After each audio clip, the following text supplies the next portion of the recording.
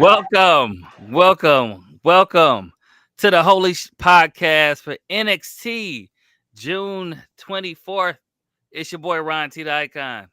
It's your boy AVE from DET. Man, this was it's a pretty good show tonight, man. They had a pretty stacked of main event, and we'll get to that. But actually, NXT kicked off today with a little video package with each individual person in that fatal four-way for the main event, saying why they needed to win this fatal four-way to be the number one contender to the NXT Women's Championship. It was Lash Legend, Jada Parker, Izzy Dane, and Jordan Grace. And I thought this was a really good way to kick off the show, get people really ready for that main event, and they were planting seeds throughout the entire show. What did you think of like that opening, just to have that video package? I like the video package, and I also, for the first time, saw a glimpse. Excuse me. Damn. A glimpse into a dark Jordan Grace. I don't know if you caught that. It's a Yeah, little bit of a heel, like I have to yeah, win, or people will die. It yeah. was kind of creepy. Like, okay, but I She was like it. I Yeah, like it. she was staring into the camera. I was like, this is a little creepy. But after that, we had our first official match. It was Trick Williams versus Josh Briggs, who came out with his tag partner anymore. And Trick Williams started off the match showboating a little bit, and Josh Briggs made him pay for it. Actually, throughout the entire match. And at some point, Trick finally got his footing. Josh Briggs got Trick Williams down to the ground and tried to do a moonsault, failed, and got followed up with a trick shot by Trick Williams. He won and he retained his TNA championship. And after the match, Joe Hendry music hit. Trick Williams was waiting for it to come Why? out. Every time they always face the ramp. And Joe Hendry came out and took Trick Williams out and threw him out of the ring, knocked him out the ring, stood tall as Trick Williams retreated with his title. And it looks like Joe Hendry is getting a rematch for that TNA championship. You said why? Why, man? I just thought he was gone. I thought maybe he was gonna take a break, but no, he back. Somebody said his dumbass name. And here he is. Well, Trick Williams did beat him for that title, so I guess maybe in TNA they got that rematch clause as well. Yeah, yeah. But yeah, this match. Outside of Joe Hendry coming in afterwards, during this match, I was getting the vibe of, is this the top of the male division right now? Is it really? Are we just in this mode where it's Trick, it's Oba, and we're trying to create others? We're trying to figure out who can be the next guy. But then Joe Hendry comes out. Of course, he's already a made man. Randy Orton, WrestleMania, all that good jazz. But he's not an NXT guy officially. But when you're looking at that NXT men's heavyweight top tier roster, it's thin, man. It's super thin. I respect Briggs. I think he dope. His character isn't quite there yet for championship reigns, but we got to figure out something, man. We got to get this men's division together. Yeah, Briggs, I agree. Briggs is definitely a hard hitter in the ring, and Yeah. his matches are exciting, but it's something about his character that's not really And sticking I'm not yet. saying it can't get good. I Yeah, got faith in them, but they just got to figure it out. They got to sort this men's division out the top of it. yeah, I definitely agree. But somebody that might be heading that way sooner than later is Tavion Heights. Mm. He was backstage talking to Charlie Dempsey, saying that they were training, and I guess he broke his nose or something like that. Because if he wins this match that he has with Javon Evans later, he's out of the NQCC. So it looks like Charlie Dempsey is trying to keep some of his people around. And speaking of some of his people that left, Miles Bourne was talking to a couple of Florida Gators in the back, and your boy Lexus King comes out to talk trash, and they start clowning his painted on beard. Hayden, I, that's a work of art. They do pretty. If it's painted on, man, they do a pretty good job with that paint. I can't lie. But that's definitely a heel beard, but it's a respectable heel beard. So put some respect on his beard, y'all. What are y'all doing?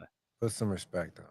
But like I said, Tavion Heights, he then fought Javon Evans, and Tavion used his technical wrestling ability and his explosiveness to neutralize Javon Evans throughout the entire match. But then Javon Evans catches him with the super kick, followed up with the twisted splash for the win.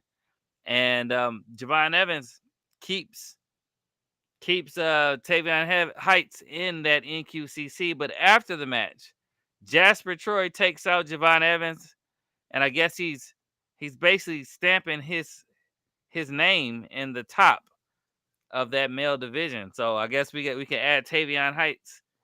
I mean, not Tavion Heights, but Jasper Troy to that list. What did you think of this match, though? I think it was dope. I'm still looking for something from Jovan Evans. Like when we was just talking about those top tier men, I didn't mention him for a reason. You know what I Mm, mean? I don't think he's there either. Everything on NXT right now to me is just feeling like a work in progress instead of a storyline that is developed, a character that is thriving. It seems like developmental mode is in developmental mode right now. It's not yeah, a a little bit. competing show, it feels like. Yeah, a little bit, especially when you said is the in the men's division. Yeah, But you have somebody like Jasper Troy who has the he's looks got potential. and the field and the Yep. potential, but I think that he's still, I mean, he's still green, as they would say, Yeah. but he definitely does have potential. So yeah, I definitely would throw Jasper Troy's name in that. After that match, though, it said that they announced that Noam Dar, man, he can't stay healthy for anything. It seems like Noam Dar is injured and he has to vacate the Heritage Cup. So Luca Crucifino gets Tony D a match with Stacks for the Heritage Cup. So we'll see what happens with that later on. But man, Noam Dar, man, he can't catch a break. He just came back from injury and he looks like he's injured again. I didn't see what they actually say his injury Yeah, I is. didn't see it So either. we'll have to, keep an eye out on that. I don't know if it's storyline or if he's actually legitimately hurt. And if he's actually legitimately hurt, that kind of sucks, man. He just got back. Troy is in the comments saying, Zay is in the comments saying, Troy reminds me a little of Abyss in a way. I Yeah, can I can see. see that. I can see. I can see And that. then he also says, the men division has taken a step back since Oba has become champion. Yeah, it's like, Yeah, sadly, because there's nobody on his level. He yeah, that could be it. Maybe he and Trick are so good as stars. It's just hard to get somebody to compete with them too. You and at know, least but somebody to be believable. right. But you gotta And build. You gotta build. Let's give everybody faith. you would like to think somebody like Ricky Saints would be at the top, but as long as Oba and Trick are there, I don't think he can shine either right now. Not at all. But speaking of Ricky Saints, he had a match against Ashanti the Adonis. Now, he's recently been cleared, medically cleared, but the question was he 100%? In the way that Ashanti the Adonis controlled the majority of the match, I would say that Ricky Saints was not 100%. But Ricky catches Ashanti with a spear, follows it up with a Rochambeau. That's what his finisher is called, and he gets the win. And after the match was, to me, was genius heel level tactics, to where Ethan Page comes up on the screen to talk to Ricky Saints, and it freezes. So he's sitting there looking like, okay, it froze what he was saying, and then he attacks him from behind, puts him in his own finisher, and then leaves him laying in the middle of the ring. I think that's genius. I've never seen something like that happen before, to make it look like it was technical difficulties as a Right. distraction. So that was perfect. But what did you think of this match first, and then that segment afterwards? It was good. It was good. Same thing with Ricky Saints. I don't believe he has had enough time to really develop to be like in a main story that's really thriving right now. So he's in a developmental place too. But I do like, what they're doing, milking this AEW feud between Ethan Page and Yeah. Ricky Shambo Saints, whatever the hell his name is. But yeah, that I don't know who thought of that. It probably was Ethan Page to think about that, having the screen freeze like that. But that was genius. I've never seen anything like Yeah, that. that was good. Interesting, interesting. But at least the tag division has a little bit of life to it because Dark State has a little Mm. video package telling everybody that just because you haven't seen us doesn't mean that we're not putting up works and schemes and nobody is still safe. So I'm excited to see Dark State still hanging around it. They didn't give them the Wyatt Six treatment. They didn't just No, no, disappear. no, no. They put a little bit of respect on their names. Yeah. But speaking of Oba Femi, as earlier, Oba Femi comes out to address the NXT crowd and says he's defeated all challengers and they've become footnotes in his legacy, which I don't disagree. And he said that he's become restless and he opens up an open challenge to somebody in the back and Yoshika Inumura comes out to accept. Oba tells him, "You will face the ruler and you will fall like everyone else." And as Inumura leaves the ring, once again, Jasper Troy comes out and takes out Inumura and confronts Oba. Jasper Troy is taking everybody out today. I don't know. I don't know what's gotten into this guy, but he feel like everybody can pay. So Right. I guess we'll probably get an Oba. It might end up being a triple threat match. Oba, Inumura, and Jasper Troy. That's the only way I can see Oba really Right. um dropping his title right now is in a triple threat match. Yeah, definitely, definitely. But man, Oba on the mic, man, is exciting to watch now. He's He like, he I done think, figured himself out. He figured everything out. He's got his yeah, character together. He knows who he is. He is the ruler. yeah, and I just want to see. I'm trying to figure out how they can fit him in the main roster when he gets there, because that's the main roster as far as like the title scene is like really, really A-list star power right now. So I'm really wondering how they'll fit him in there and do the ruler justice. Definitely, definitely. But next up was a backstage segment where Izzy Dame seems to befriend Tatum Paxton and invites her to the ring during her match later on tonight. And she also invites the rest of the culling, but Nico and Sean Spears said that they have to take something else to take care of. And then they had Trick Williams in the locker room talking to High Rise, and Wesley says he's going to take care of Joe Hendry next week, so he's not a problem for Trick Williams. So that's a match setting up for next week. I guess we're getting Joe Hendry on NXT TV once again. I know Whippity Abe. doo I da know Abe. You're day. excited about that. Hooray! We get Joe Hendry again. Will it be a sing along this time or just some wrestling? Who knows? Tune in next week. Joe Hendry, the jackass. I still like Joe Hendry though, but Man, God, I can't stand it, man. Get it over with. Let's get to the end of it. all right, and then then we get Tony D versus Stacks, and the Heritage Cup goes back to an original format where there's rounds again. And at the end of round one, Tony and Stacks continue to tussle and have to be separated afterwards. So then the second round, Tony takes Stacks out with a spear after knocking him out the ring and having him hit his ribs on the announce table. So he goes up 1-0.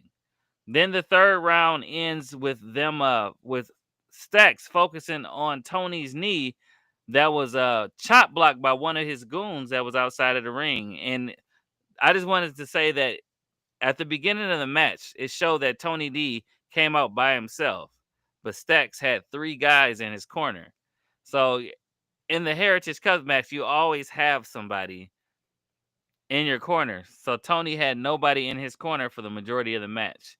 So at the beginning of round four, Stacks capitalized on that bad knee and got the win on that, got the fall on that. So they were up 1-1 heading into round five, which was the final round. And then Luca comes out to join Tony in his corner, tell him that he can trust him. Then, as the match was winding down, one of the goons tried to hit Tony with a bucket. Luca snatches it from him, but accidentally hits Tony in the back instead. Son of a Luca, bitch. then Tony falls on the ropes, gets suplexed in, and Stacks hits him with I think he does some type of Kinshasa almost looks like. That's his finisher. It's like a running, The jumping knee. Shining Wizard. Yeah, Shining Wither. It looks similar to what Shinsuke Nakamura does. Adam But Cole too. oh really? But he gets that and gets the win, and he is your new Heritage Cup champion. And after the match, Tony punches Luke in the face and yells that he doesn't trust anybody. Now, overall, I thought this was actually a really good match. I kind of like that they went back to that rounds because you could do a little bit of drama if you do it correctly. But did you like this match? Yeah, this was the first part of the show that I felt like, all right, now, this is a storyline. This is Yeah. something that has been going. It's got momentum, some heat to it. So this was the first moment where I started to get on the edge of my seat and really interested, to be quite honest. But And yeah, Tony, Luca, everybody playing their role to the T, man. and this match was definitely better than the match that they had at the pay-per-view, Yeah, man. definitely. This was like, man, they should have had this match first. Right. What the hell you was holding on to this for? What the hell? Yeah, so this was a really good match, and I'm glad that they're kind of making us care about this feud now because Yeah. they were starting to lose interest. But then they had a backstage interview with Fatal Influence, said that they're going to be ringside watching who wins the Fatal 4-Way match to see who's going to face JC Jane. So I think they were sitting, they're going to sit up top on that little podium that they got with the chairs. But after that, Ava approaches Ethan Page and does what she does best, fusses at him and tells her that him and Ricky has to see her in her office next week so they can finally settle their feud. And then you hear a big crash. She takes off around the corner, and Hank and Tank have been laid out backstage by Mm. someone we don't know who it is. I'm pretty sure we know who it is because Sean Spears and Nico told Izzy that they had something to take care of, and I bet it was to take out Hank and Tank so they can get that title shot. Could have been Dark State too, though. Yeah, definitely could have been Dark State. So I guess we'll have to see next week who did that. I'll skip the Joe Hendry thing because you don't want to hear any more about Joe Hendry. Thank He God. basically said he's gonna beat Wesley next week. That's about it. But then we get to the main event, and this was the breakout performance of the night, and it wasn't for who you think it is.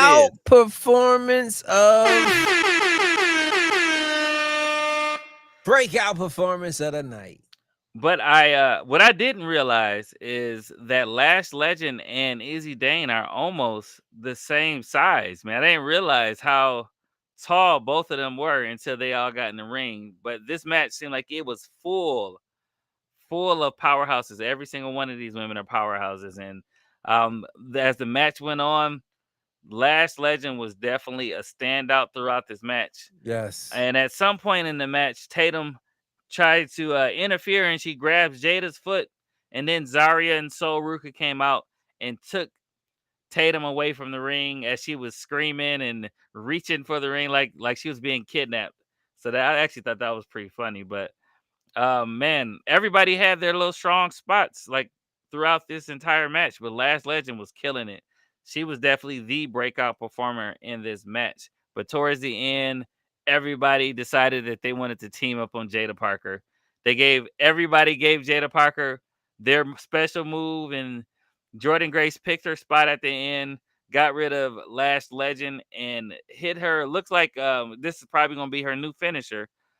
Put her in a torture rack power bomb thing for the win, and JC Jane will be facing Jordan Grace for the NXT Women's Championship at Evolution. This is going to be a really good match. I'm wondering if that Juggernaut driver is just too difficult to hit on certain people, so they want her to have a secondary finisher Probably. because a couple of them times that she put people in the Juggernaut driver, I was like, oh man, that looked kind of rough. Yeah. So I don't know. Maybe they were like, okay, we need to protect the talent a little bit more, and you can't get you are not getting Jada Parker and that Juggernaut driver, Not at all. not safely. So Yeah, I like to see that they gave her another one. But what do you think this match, man? Do you think this actually actually led, like, the hype in this match was high? Do you think it met it? definitely, definitely. And it was just a symbolic moment of where the women's division is. You ever see like in the NFL where they have like, oh, this year is a heavy draft class for the Mm, quarterbacks. They're deep. That's the way this NXT women's division it is. really This is. draft class reminds me of Four Horsewomen days. So when they come Exactly. up to the main roster, all of them, it's going to be something just a huge women's movement that's going to sweep through the main roster. But until then, right now, they are killing it on NXT. The right person won tonight. Love this match. I'm getting sick and tired of Miss Parker having to take the pin all the time, man. Come on. You They know doing her like Roxanne on the way out. what I did like though is that it took all three women, because it was four of them in the match, all three of them to hit her with their finisher in order to get that win. Yeah. Um, but man, Jada Parker, man, she caught the short end of the stick definitely on this Right, match. right, right. But on that was your episode of NXT. I thought it was a really good match. I think it really led up to when is Evolution? Is it like in 2 weeks or something like that? 21st. Oh, the twenty Oh, no, first, not the 21st. The July 5th, I want to 11th, or say. something like that. Okay, Something like that. I so it's don't know. coming up in a couple Coming up weeks. soon, couple I think weeks. they did a really good job of setting this Evolution pay per view up. And man, the women are the stars of NXT right now, They definitely. are 1,000%.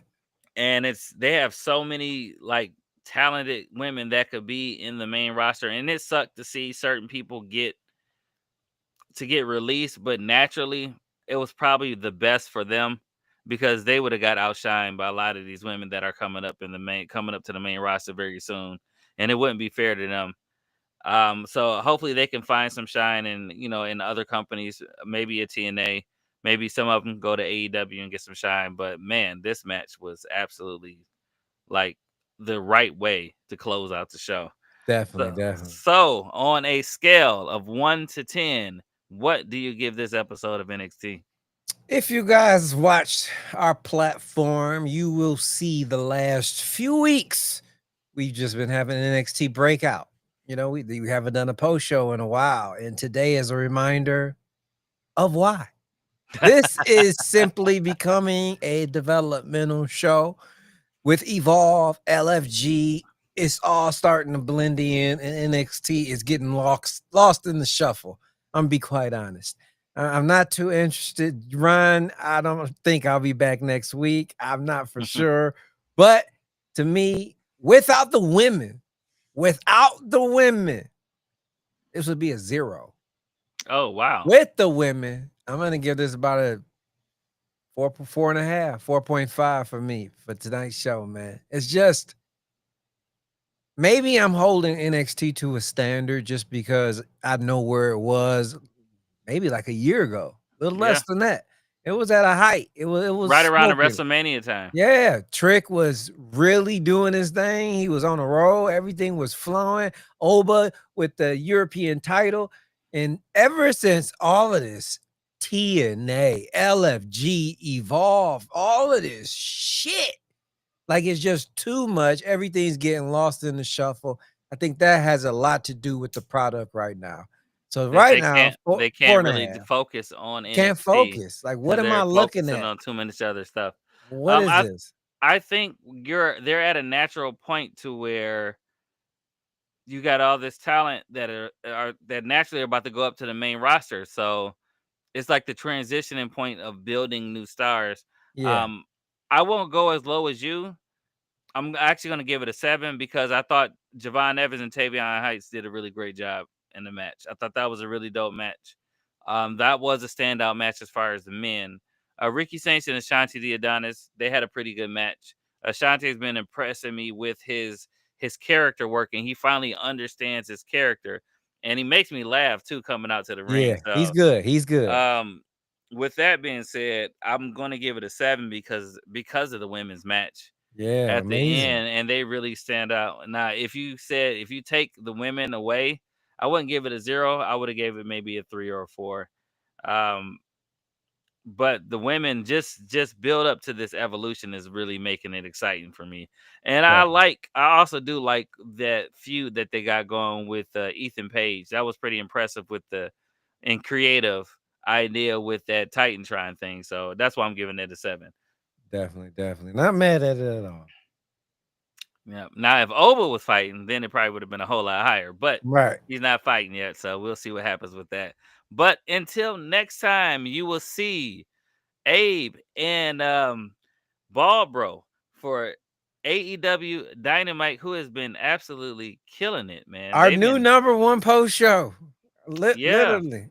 AEW Dynamite. because it was NXT at one point. Which is, you said it earlier in the year. You said you think it was NXT time to shine.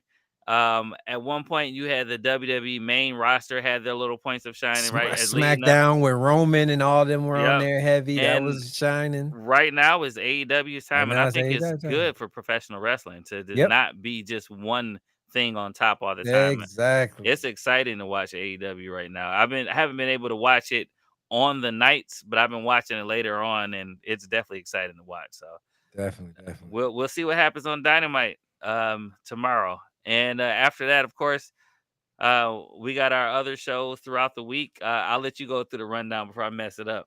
Thursday, you have our in studio show where we have weekly 8 p.m. Eastern Standard Time on YouTube. Friday, SmackDown post show with the whole crew. Saturday, we got some special stuff coming this weekend. Look forward to that. And then Sunday, a special guest interview with, I'm not even going to mention it. Look for the commercial coming soon. But until next time, it's your boy Ron T the Icon. It's your boy AB from DET. And you've tuned in to the Holy Shhh Podcast.